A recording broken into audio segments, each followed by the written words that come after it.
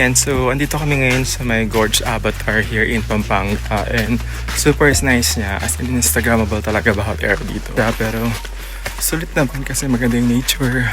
Nakaka-relax. Sarap pakinggan ng mga ibon, huni ng ibon. At yung hangin, super relaxing talaga.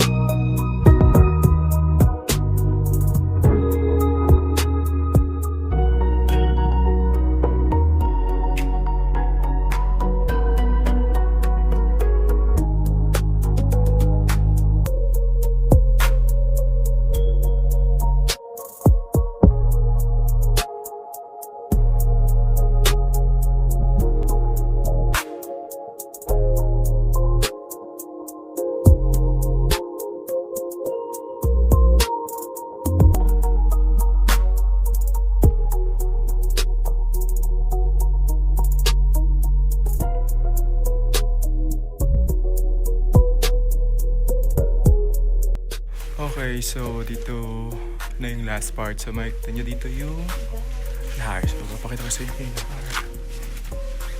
Ayan, dyan. Dito lumalabas yung water from taas. So going down there.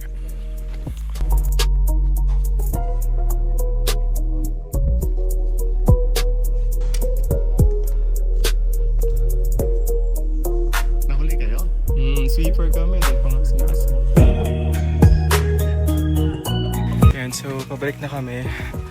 Super worth it pumunta dito. As in, nice yung place. Kakaiba talaga siya from the usual na pinupuntahan ng mga tao. Medyo hinihinga lang ako kasi nagmamadala akong mamalag. Pero super nice. Sarap ng hangin. Sarap pakinggan ng mga huni ng mga ibon.